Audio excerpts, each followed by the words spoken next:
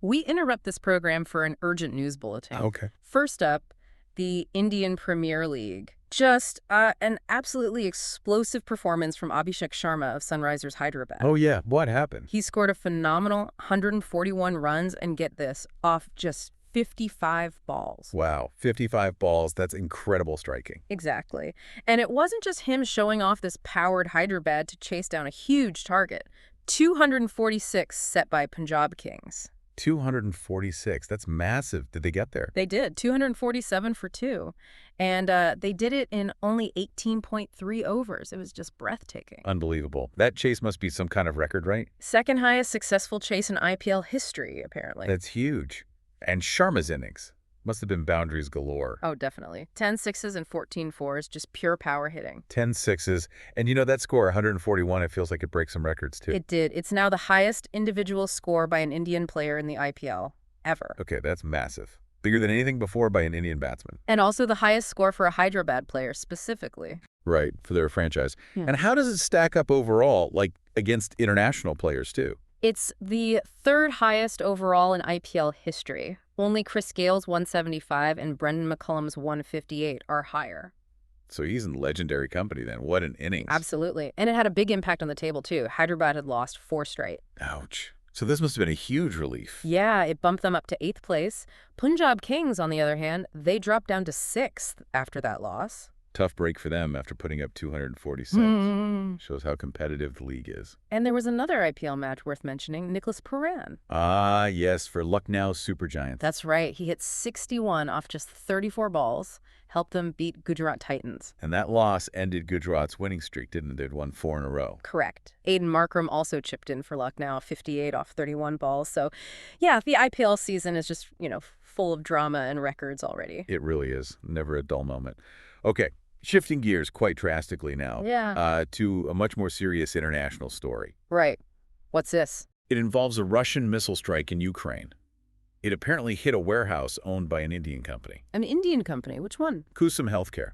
It's a pharmaceutical company. That's deeply concerning. Hitting an Indian-owned business in Ukraine. Exactly. And the Ukrainian embassy in India, they've put out a strong statement. What are they saying? They're accusing Moscow of deliberately targeting Indian businesses there.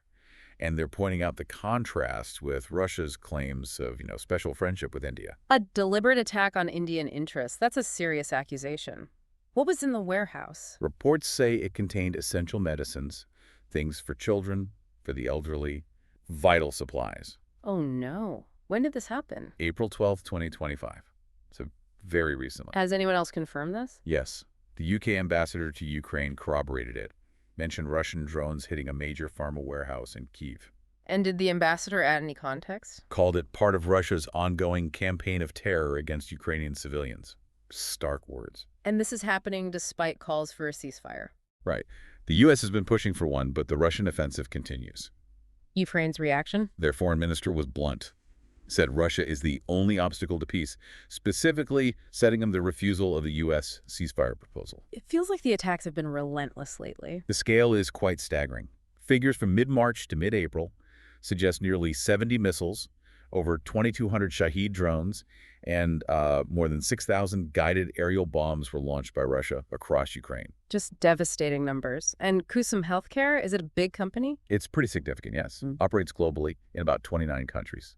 Including Ukraine, obviously, but also several African nations. So this isn't just some small local operation. It's a global player hit by this. Precisely.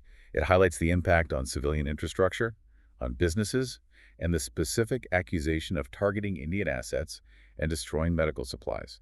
Well, it raises very serious international questions. Okay, let's shift focus now to some economic news. A more positive story, it seems, about Apple in India. Ah, yes, the manufacturing shift. It's been ongoing, but seems to be accelerating. Significantly. Reports say iPhone production value in India has hit $22 billion. $22 billion. That's a huge number. And how much of that is for export? $17.4 billion worth. So the vast majority is being shipped out. Which makes sense. This is largely about Apple diversifying its supply chain, right? Moving away from such heavy reliance on China. Exactly. That seems to be the core strategy, especially after all the COVID-19 disruptions highlighted the risks. And what percentage of global iPhone output does India represent now? Around 20%, according to the reports, a pretty substantial chunk. And who's actually doing the manufacturing there? Is it still mainly Foxconn? Foxconn is a key player, yes. But also, significantly, the Tata Group's electronics manufacturing division is heavily involved now, too. Right, Tata getting into high-end electronics manufacturing. That's a big deal for India. It is, and the Indian government is actively supporting this. How so? Through state-backed incentive programs, they're really trying to position India as a global manufacturing hub, especially for electronics. Makes sense. And are there trade advantages for Apple doing this? Yes, significant ones. iPhones exported from India to the U.S. face zero tariffs. Ah, unlike those made in China, which face U.S. tariffs. That's a big competitive edge. Definitely. And they're also exempt from any reciprocal U.S. tariffs, so it's a very favorable setup. But it's not an overnight shift, is it? I remember reading it takes time to move these massive supply chains. That's a very important point. Bloomberg Intelligence estimated that moving just 10% of Apple's production from China could take maybe up to 8 years. It's incredibly complex. 8 years for just 10%. Wow. So while 20% is significant, there's still a long way to go if they want to substantially reduce China dependency. Right. And the Indian government's overall incentive package for electronics production is around $2.7 billion. So they're putting serious money behind it. And what about Apple's actual sales in India? Is the domestic market growing for them too? It is. Their market share is still relatively modest, about 8%. But sales in the last fiscal year reached $8 billion. So there's definitely strong growth there too.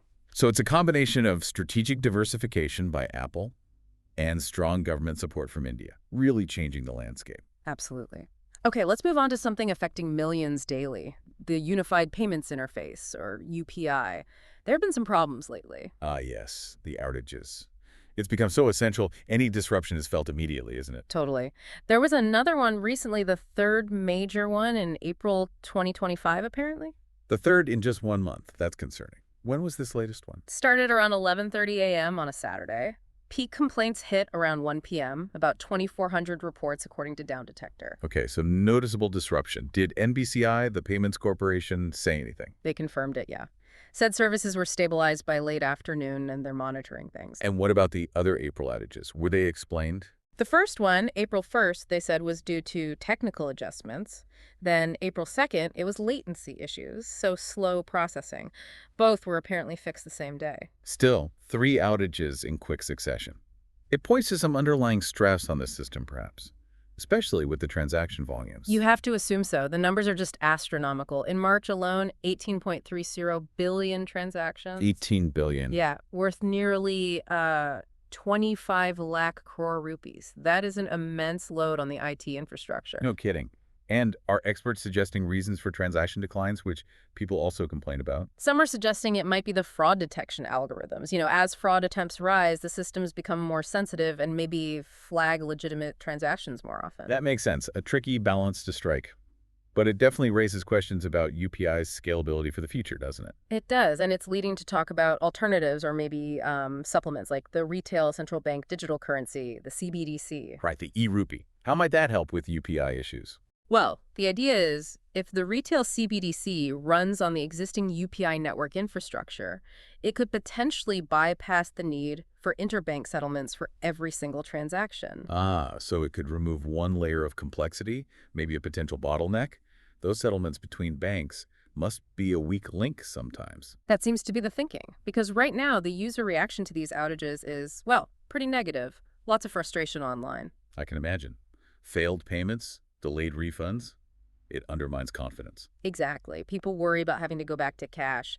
And it really hits small businesses hard, those who rely on UPI. Yeah, absolutely. So NPCI and the banks, they're working on fixes. They say they are, but it really highlights the need for, serious investment in making the infrastructure more robust to handle this incredible growth reliably. Definitely. Reliability is key for digital payments. Okay. But staying with UPI, there's also some positive news about making it more accessible. Yes, this is quite exciting. It involves using artificial intelligence for voice-based transactions. Voice commands for UPI, how does it work? NPCI has launched a feature called Hello UPI. Basically, you can just speak your instructions to send money, pay bills, whatever, in multiple Indian languages. That sounds incredibly useful, especially for certain demographics. Exactly who they're targeting. People in semi-urban and rural areas, maybe with limited literacy, or just folks who aren't comfortable with smartphone apps. And the RBI, the central bank, is pushing for this kind of thing too, right? Conversational payments? They are. They see it as a way to bridge the digital divide, bring more people into the formal financial system. The potential impact seems huge. Think about rural communities, older generations, maybe people with disabilities. Right. It could dismantle a lot of barriers, make digital finance genuinely inclusive. But there must be challenges. India's linguistic diversity, for one. Oh, absolutely. 22 official languages, countless dialects, getting voice recognition to work reliably across all of those, that's a massive technical hurdle. And security, too. Voice payments sound convenient, but how do you prevent fraud? That's the other big one. Things like biometric voice authentication will be absolutely crucial to build trust and keep things secure. So, it's promising, but there are significant hurdles to overcome. What's the overall outlook? Generally optimistic. I mean, assuming the infrastructure keeps expanding, the AI tech keeps improving, regulations support it, and critically, people trust it. Then voice payments could really flourish It could empower millions, connect urban and rural economies more closely. and really cement India's place as a fintech leader. It feels like AI-driven voice payments could genuinely redefine how people handle money in India, making it much more accessible and efficient. A really interesting development to watch. Okay, let's shift again, this time to a more contentious domestic issue. Protests over a land bill. Yes, reports of significant protests and sadly some violence and casualties.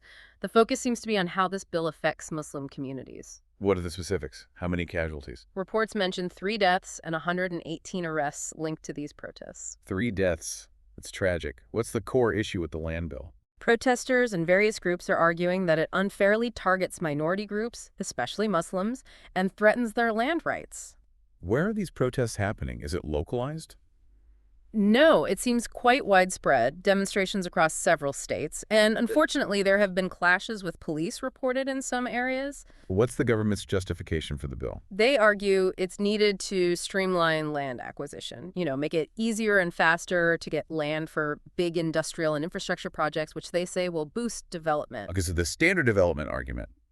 But the critics see it differently. Very differently. They contend it disproportionately harms marginalized communities, Muslims in particular, by making it easier to take their land, potentially without fair compensation or proper resettlement plans. And human rights groups are weighing in. Yes, expressing serious concerns about the potential for displacement of vulnerable people, pushing them further into hardship. This sounds like it taps into broader issues in India, doesn't it? Development versus minority rights, social inequality. Exactly. It highlights those complex, often fraught interactions. The challenges minority groups face asserting their rights against state-led development pushes. What's the situation on the ground now? Reports describe it as tense. Authorities have apparently imposed curfews in some places, deployed extra security. It's a really difficult situation. The outcome here could have significant long-term implications for India's social fabric and politics. Definitely. It's a reminder of that tough balance between development goals and protecting the rights of all citizens, especially vulnerable ones. Okay, moving to another state-level policy matter, this time from Karnataka. A caste census report has made a major recommendation. Ah, yes, I saw this. It's about reservations, right? Correct. The report recommends a very significant increase in reservations for backward communities, from the current 32% up to 51%. Wow, from 32 to 51%. That's a huge jump. What's the justification? It's based directly on the census findings. The data apparently shows that backward communities make up nearly 70% of Karnataka's population. 70%. Okay, so the argument is to align reservations closer to demographic reality. Does this apply just to jobs or education too? It extends to educational institutions as well. The aim is broader access across the board. How does this compare to reservation levels in other Indian states? Well, some states already have higher quotas. Tamil Nadu is mentioned at 69% and Jharkhand at 77%. So 51% wouldn't be the highest in the country, but still a big increase for Karnataka. And this census, it's been in the works for a while. A long while. Started back in 2015, only completed in February 2024. It was a massive exercise, surveyed almost 6 crore people. Nearly 60 million people surveyed. Incredible. What did it find about the population breakdown? Other backward castes, the OBCs, were the largest group, over 4.16 crore. Scheduled castes were over 1.09 crore, and scheduled tribes just over 42 lakh. So the core goal of boosting reservations is to tackle socioeconomic gaps. Exactly. To address those persistent disparities in education and employment by making policy reflect the population structure more accurately. And where does the report stand now? Has the government decided anything? It's been submitted to the state cabinet, so it's Yeah. now under consideration. The focus is clearly on equitable access, social justice. It's bound to spark a lot of debate, I imagine, the implications for equity, but also for, meritocracy arguments, state development. Absolutely. It's a complex issue with strong opinions on all sides. But it does represent a push towards data-driven policy to address systemic inequality. If implemented, it could really reshape Karnataka's socioeconomic landscape. A very significant potential shift. Yeah. Okay, let's turn to a crime story now. One from the past that's apparently resurfaced. An unsolved case involving a Swiss diplomat in Delhi. Yes, this is a case from way back in 2003. The abduction and rape of a Swiss diplomat. It caused quite a stir at the time. Remind us of the details. What happened? A 36-year-old woman, the diplomat, was attacked late at night, around 10 p.m., outside the Siri Fort Auditorium in South Delhi after a film screening. Two men reportedly forced her into her own car. One of them raped her. They drove her around South Delhi and eventually left her in the Safdarjung enclave area. Horrific. What happened to her afterwards? She gave a statement to the Delhi police and then, understandably, returned to Switzerland soon after. In the investigation back then, did they have any leads? They did the usual things, composite sketches based on her description, fingerprint analysis on the car, questioning local suspects. But the attackers were never identified. The case went cold. Were the attackers described at all? Yes, as well-dressed men, maybe in their 20s. And one apparently spoke fluent English. Was there anything else unusual around that time? There was actually a report of a similar attack on another woman, same area, same night. But she managed to fight back and escape without being assaulted. 2 attacks, same night, same area. That's chilling. It really fueled anxiety back then. And now, this old case is back in the news. Why? There's a recent revelation suggesting a potentially crucial lead might have been missed or overlooked during the initial investigation. Overlooked? How? The reports claim it might be connected to unrelated police surveillance that was happening at the time, focusing on the daughter of a senior police officer. Wait, so resources might have been diverted? Or attention focused elsewhere because of this other surveillance?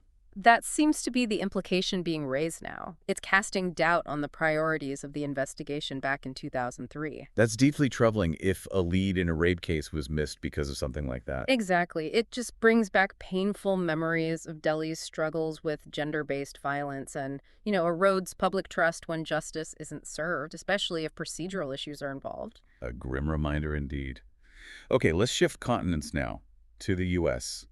There are reports about Indian students facing visa issues. Yes, concerning reports about visas being revoked, sometimes for seemingly minor reasons or even for expressing political views. Minor reasons like what? Things like speeding tickets have been mentioned. But also, expressing political opinions, particularly pro-Palestinian views, has reportedly led to visa cancellations for some. Revoking a student visa for a speeding ticket. Or for political speech. That sounds quite severe. It does. There's a specific case mentioned of a PhD student in Connecticut. He lost his visa and also is funding a $2,600 monthly stipend. Oh, wow. So he's left with no legal status and no money. That's devastating. Exactly. Left in financial despair, massive uncertainty. What's the emotional toll on these students? Reports describe intense anxiety, feelings of shame, isolation, and the difficult dilemma of telling their families back home what's happening. And is there a feeling of increased scrutiny overall for international students there? It seems so. A sense of growing surveillance, which can impact academic freedom and just the general feeling of being welcome. Was there any official comment mentioned? The article cited a statement from Secretary of State Marco Rubio, basically saying student visas are for studying, not activism. While technically true, that kind of statement can create a real chilling effect, can it? Make students afraid to speak out at all. Precisely. It feeds into the vulnerability these students already feel, being far from home, reliant on their visas and university funding. And if their visa is canceled, what recourse do they have? Is it easy to challenge? Apparently not. They often feel stranded, without easy ways to challenge the decision or find alternative funding, and many just stay silent out of fear of making things worse. It really highlights the precarious position of international students navigating complex systems in a foreign country. A need for more fairness and protection, perhaps. Definitely seems that way. Okay, next topic, health. A growing crisis in India related to obesity. Yes, specifically abdominal obesity. Fat carried around the midsection. It used to be almost seen as a sign of prosperity in some circles, but now it's a major health alarm bell. How bad is the problem? What are the numbers? India apparently has the second largest population of overweight or obese people globally. Around 180 million back in 2021. 180 million, that's huge. And projections are terrifying, potentially 450 million by 2050. Good grief, that's nearly 500 million people. And it's part of a global trend, unfortunately. Forecasts suggest over half the world's adults and a third of children could be overweight or obese soon. But abdominal obesity is particularly dangerous, isn't it? More so than just being generally overweight. Exactly. That fat around the waist is strongly linked to chronic diseases like type 2 diabetes, heart disease, metabolic issues. And isn't there something specific about how South Asians store fat that increases the risk? Yes, studies suggest South Asians tend to store fat less efficiently, meaning more of it spills into organs like the liver and pancreas. This disrupts metabolism much more readily. So a physiological predisposition compounded the problem. What are the main drivers? Lifestyle changes. Primarily, yes. A big increase in eating ultra-processed foods, high-calorie, low-nutrition stuff, and much more sedentary lifestyles, less physical activity. The modern combination. What are health experts recommending? More rigorous exercise, specifically tailored for South Asian physiology, and crucially, early interventions to tackle abdominal fat before it becomes a major problem. Are there medical treatments being explored too? Yes, newer weight loss drugs like semaglutide and tirzepatide, those are showing promise in trials for obesity management. But fundamentally, it requires broad changes, right? Absolutely. It's described as a ticking health time bomb. It needs systemic lifestyle reforms, major public health initiatives. It's urgent. A huge challenge for the country's health system. Okay, let's turn to politics in Tamil Nadu. A change in leadership for the BJP there. That's right. The BJP has appointed a new state chief, Nayanar Nagendran. He's currently a legislator from Tirunelveli. And who is he replacing? K. Annamalai. The previous state president, Annamalai, is moving to a national role within the party structure. I see. And the timing suggests this is about the next state elections. That seems to be the main interpretation. It's seen as a strategic move to get ready for the 2026 state assembly elections. Does Nagendran bring specific experience to the role? What's his background? He does have significant political experience. He was actually with their AIADMK party before, a major regional player. Oh, interesting. He switched parties. Yes, joined the BJP in 2017. He even served as a state minister under the former AIADMK leader Jayalalitha. So he knows the state's politics well. And what's happening with Annamalai? Has the party leadership commented? Union Home Minister Amit Shah acknowledged Annamalai's work, especially his grassroots efforts in Tamil Nadu, and said his skills will now be used nationally. Was Nagendran's appointment contested? Apparently not. He was the sole nominee and endorsed by senior figures like Annamalai himself, El Morgan, and others. And his political leaning. Is he known for a particular stance? He's known for his Hindutva views, which aligns with the BJP's core ideology. So his main job now is to lead the BJP's charge for 2026 in Tamil Nadu. Precisely. And there's some speculation this might also be about improving ties with his former party, the AIADMK. Potentially rebuilding that alliance to challenge the ruling DMK party. That seems to be part of the strategic thinking analysts are discussing. It definitely shows the BJP is focusing hard on consolidating its position in Tamil Nadu using Nagendran's experience. Interesting political maneuvering. Okay, now for something, well, rather different. A bizarre story from a university. Yes. This one is quite something. From OP Jindal University in Sonipat. Apparently, a girl was smuggled into a hostel inside a suitcase. Inside a suitcase. Seriously. Seriously. A video of it went viral, caused quite a stir online. How did they even manage that? Was a male student involved? The video isn't totally clear, but reports suggest a male student might have been part of it, likely trying to sneak her into the hostel. Maybe a prank, maybe trying to get around rules. What has the university said? Are they treating it as a prank? They initially called it a light-hearted joke that stayed within the hostel, but security apparently caught them thanks to CCTV monitoring. They saw the suitcase, got suspicious, and found her inside. So security did intervene. What happens to the students now? The university has issued show cause notices. They have to appear before a disciplinary committee. So they are taking it seriously despite the lighthearted comment initially. Seems so. They put out a statement stressing student safety, saying actions like this raise security concerns, even if meant harmlessly.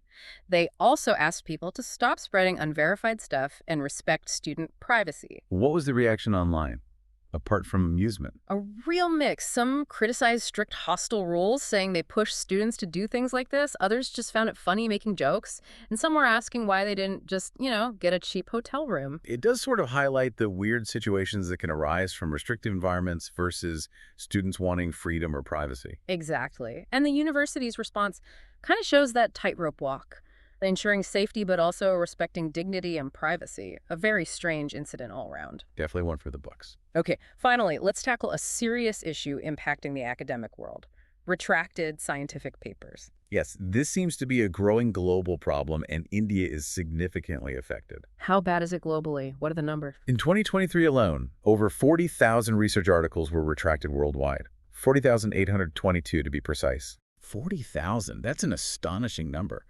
And India's share. India accounted for 2,737 of those retractions in 2023, a substantial number.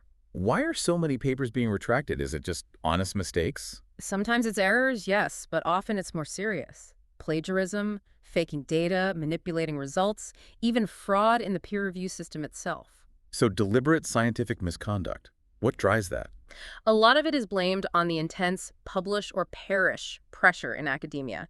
Plus, the rise of paper mills, basically companies that churn out fake papers for academics to buy. Paper mills, that sounds deeply unethical. It is, and the consequences of this kind of fraud can be really damaging, can't they? Absolutely. Think about the Wakefield MMR vaccine scare based on fraudulent research caused immense harm. Or that debunked claim about arsenic-based life. It wastes time, resources, and erodes public trust. And even after a paper is retracted, the damage can linger, right? People might still cite the flawed work. Exactly. Bad science can pollute the well for years if it's not properly flagged and removed from the knowledge base. The article also mentioned the role of university ranking agencies, like QS or India's NIR. Yes, this is a critical point. These rankings often focus heavily on the quantity of publications, how many papers an institution puts out. And they don't really penalize for retractions. Apparently, not significantly. So an institution could have a high retraction rate, but still climb the rankings based on sheer volume. It undermines the whole idea of quality and integrity. That seems counterproductive if India wants to be a knowledge superpower. Completely. It hinders that ambition if the system rewards quantity over quality and rigor. So what are the proposed solutions? How can this be fixed? Several things. Penalizing retractions in rankings is one idea. Strengthening the peer review process itself to catch bad research before publication. And fostering a better research culture overall. Yes, shifting the focus in institutions away from just counting papers towards rewarding high-quality, reproducible, ethical research, revising promotion criteria, mentoring young researchers properly on ethics. Transparency seems key too. Crucial. Prompt, detailed retraction notices explaining why a paper was pulled. Maybe a national database of retractions so everyone is aware. It sounds like a multi-pronged effort is needed to restore trust. Definitely. Yeah. It's fundamental to protecting academic integrity and ensuring that science-driven innovation is built on a solid, reliable foundation. Well, that covers a huge amount of ground, from IPL records to global conflicts, economic shifts, tech challenges, social issues, and finally, the integrity of science itself. It really shows how interconnected everything is, doesn't it? Yeah. Events in India impacting the world and global events affecting India. Absolutely. Which leads us to a final thought for our listeners. We talked about UPI outages and the push for voice transactions. Right. So thinking about that, what do you see as the biggest hurdles that India needs to overcome to guarantee a truly reliable and inclusive digital payment system for everyone in the years ahead? That's a great question. Balancing innovation with reliability and access for all? Lots to think about there. Indeed. Our goal today, as always with the deep dive, was to give you that comprehensive look at these significant events and their potential ripple effects. We hope you'll keep exploring these topics. Thanks for joining us.